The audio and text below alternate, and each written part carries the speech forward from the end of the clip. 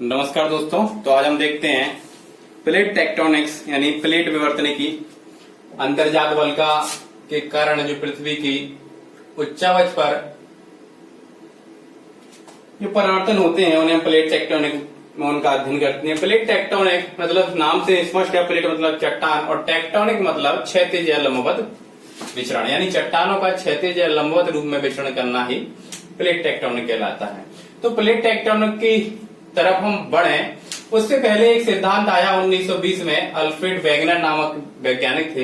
इन्होंने जो सिद्धांत दिया वो दिया महाद्वीपीय विस्थापन सिद्धांत। महाद्वीपीय विस्थापन सिद्धांत की हम बात करें तो इन्होंने बताया कि पुराने समय में मतलब जब पृथ्वी का निर्माण हुआ और कार्बोनिफेरस मतलब जब तक पृथ्वी पर कार्बन की उत्पत्ति नहीं हुई थी, तो कार्बोनिफेरस तक जो पृथ्वी का स्थल मंडल था वो एक ही था, मतलब एक ही भाग में बटा हुआ था, मतलब एक गोलाकार के रूप में रहा होगा और इसके चारों ओर क्या था, समुद्र था इसके चारों ओर।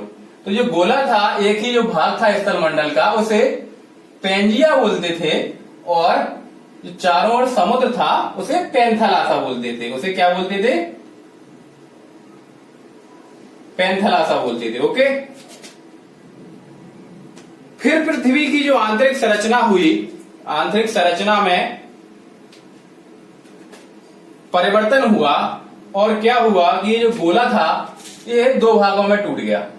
दो भागों में टूट गया तो ऊपर वाला भाग ऊपर चला गया, नीचे वाला भाग नीचे चला जाता है और बीच में क्या है, जो चारों ओर पानी था वो बीच में चारों ओर पानी भर जाता है। और पानी भरता है तो एक सागर का निर्माण होता है। जो सागर कैसा था? संकीर्ण था, उथला सागर था।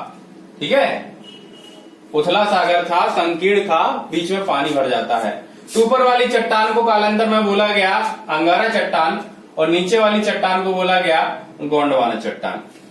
अंगारा चट्टान की बात करें तो अंगारा चट्टान में जो पृथ्वी के स्थल मंडल का वर्तमान स्वरूप है, भूमध्य रेखा के जो ऊपर वाले भाग हैं उन्हें बोल देते हैं कि ये अंगारा चट्टान के भाग हैं और भूमध्य रेखा के जो नीचे वाले भाग हैं उन्हें बोलते हैं ये गोंडवाना चट्टान के भाग हैं। तो अंगारा चट्टान की बात करें तो उत्तरी अमेरिका, यूरोप, उत्तरी एशिया और आर्कटिक महासागर, अटलांटिक, ये जो भाग हैं ये क्या के हैं? अंगारा चट्टान के भाग हैं। और गोंडवाना चट्टान की बात करें तो दक्षिण अमेरिका, अफ्रीका, प्रायद्वीपीय भारत, ऑस्ट्रेलिया और अंटार्कटिका महाद्वीप। तो ये सिद्धांत दिया किसने? महाद्वीपीय विस्थापन का सिद्धांत किसने दिया? अल्फ्रेड वेगनर ने। उसके बाद प्लेट विवर्तनिकी की हम बात करें तो प्लेट विवर्तनिकी के बारे में जो सबसे महत्वपूर्ण सिद्धांत रहा वो 1962 में हैरी हेस का रहा। इन्होंने सिद्धांत दिया सागरीय नित्तल का। हैरी हेस जो थे इन्होंने सागरीय नित्तल का सिद्धांत दिया, लेकिन इस सिद्धांत को आगे बढ़ाया 1968 में मॉर्गन ने और इन्होंने जो कहा, जो बातें कही उस पर हम भरोसा कर सकते हैं। इन्होंने कहा कि पृथ्वी की जो ऊपरी परत है, ये जो ऊपरी परत है पृथ्वी की, ये किस पर तैर रही है? एक लिक्विड फॉर्म में एक पदार्थ है जिसे लावा कहते हैं, उस पर ये तैर रही है। और जो लिक्विड फॉर्म में पदार्थ है वो जिस भाग में भरा हुआ है उस भाग को बोलते हैं स्थेनोस्फीयर। उस भाग को क्या बोलते हैं? स्थेनोस्फीयर। स्थेनोस्फीयर पर क्या है? पृथ्वी के जो ऊपरी भाग है क्रस्ट, वो क्या है? तैर रहा है। तो इन्होंने कहा कि जो स्थेनोस्फीयर में क्या पाया जाता है? रेडियो सक्रिय तत्व पाए जाते हैं। क्या पाए जाते हैं? रेडियो सक्रिय तत्व पाए जाते हैं। और जब ये रेडियो सक्रिय तत्व गर्म हो जाते हैं तो इनसे क्या होता है? तरंगे उत्पन्न होती है। कौन सी तरंगे उत्पन्न होती है? संवहन तरंगे उत्पन्न होती हैं। और जब ये संवहन तरंगे उत्पन्न होती हैं तो ये कैसी होती है? बहुत गर्म होती हैं। तो इन गर्म तरंगों को क्या कहा जाता है? प्लूम। क्या कहा जाता है? इन तरंगों को प्लूम कहा जाता है। और जब ये बहुत वृहद सीमा में कई प्लूम हो जाते हैं, कई तरंगे हो जाती हैं, तो उस क्षेत्र को क्या बोलते हैं? हॉटस्पॉट। क्या बोलते हैं? हॉटस्पॉट। और इसका तापमान लगभग कितना रहता है, कितना गर्माहट होती है, 1200 डिग्री सेल्सियस तक की क्या होती है, ऊष्मा या इनका ताप रहता है।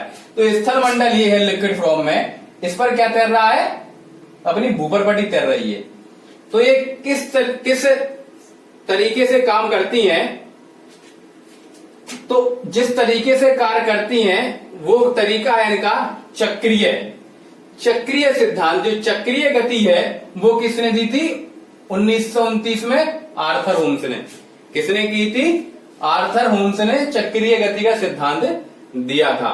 लेकिन मॉर्गन साहब आए, उन्होंने कहा कि किसमें, स्टेनोस्फीयर में चक्रीय गति होती है वो किन तत्वों के कारण होती है, रेडियो सक्रिय तत्वों के कारण होती है। ओके, तो रेडियो सक्रिय तत्वों के कारण जो संवहन तरंगों की चक्रीय गति किस प्रकार होती है, मान लीजिए संवहन तरंगें इस तरीके से चल रही हैं, फिर ऊपर उठती हैं, फिर इस तरीके से जाती हैं और फिर नीचे आ जाती हैं। ठीक है, तो ये पूरे पृथ्वी ये स्टेनोस्फीयर है, मान लो गोल पृथ्वी है, तो चारों ओर भरा हुआ है। ठीक है, ये भरा हुआ है स्टेनोस्फीयर। ऊपरी वाली भाग क्या है, भूपरपटी।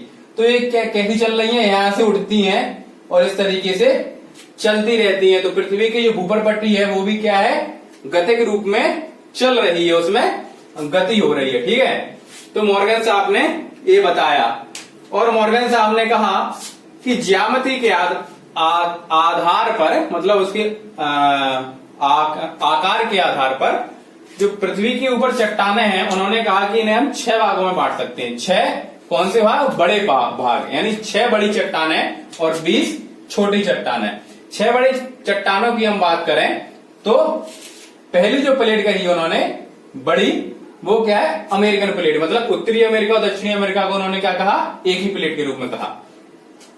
उसके बाद दूसरी जो प्लेट थी वो थी अफ्रीकन, तीसरी प्लेट कही उन्होंने यूरोप, चौथी जो यूरोसिया, तीसरी जो प्लेट कही उन्होंने क्या कहा, यूरेशिया। यूरोप और एशिया को उन्होंने एक ही बताया। ठीक है, बड़ी प्लेट के रूप में।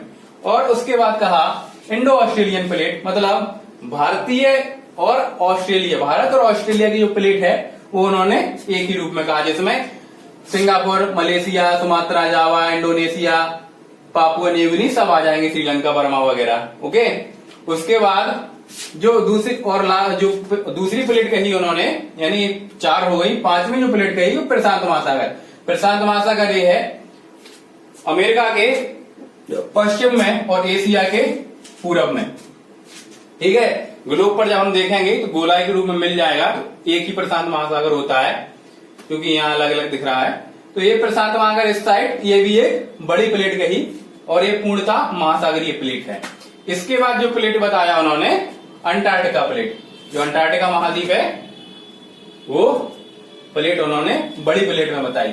और छोटी छोटी प्लेटों के रूप में उन्होंने 20 प्लेटें बताई, जैसे अमेरिका में ये काकोस प्लेट है, दक्षिण अमेरिका पे नाजाका प्लेट है, कैरिबियाई प्लेट हो गई, यहाँ के वेस्ट इंडीज के खिलाड़ी हैं, बड़े बड़े छक्के मारते हैं जो। उसके बाद ये ग्रीनलैंड इधर हो जाता है, इधर ये ब्रिटेन वगैरह हो जाता है। तो छोटी छोटी प्लेटों के रूप में अटलांटिक महासागर है, ये इंडो ओशियन महासागर है। तो छोटी छोटी प्लेटों के रूप में उन्होंने इनका विभाजन किया।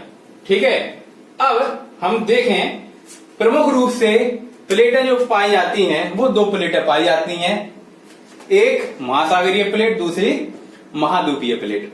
तो महासागरीय प्लेट वह प्लेट है जिस पर स्थल मंडल है, मतलब हम जिस पर निवास करते हैं, मानव जाति या जीव जंतु जो रहते हैं पृथ्वी के भूभाग पर वो निवास करते हैं। और महासागरीय प्लेट वह है जिस प्लेट पर महासागर स्थित है, मतलब जो महासागर की जो तली है उसे हम महासागरीय प्लेट बोल सकते हैं। और गति के रूप में पढ़ें कि ये महासागर और महासागरियों की गति किस प्रकार हो रही है, तो उसे हम 3 भागों में बांटते हैं, रचनात्मक किनारा या अभिसारी प्लेट, विनाशात्मक किनारा या अभिसारी, रचनात्मक या अपसारी, विनाशात्मक या अभिसारी, और संरक्षी किनारा। ठीक है, तो ये हम अगले वीडियो में पढ़ेंगे और देखेंगे कौन प्लेट किस पर भारी रहती है, किसकी गति तेज होती है। ये सब हम अगले वीडियो में गति के आधार पर जब प्लेटों का विभाजन किया जाता है उसमें पढ़ेंगे। तब तक के लिए नमस्कार।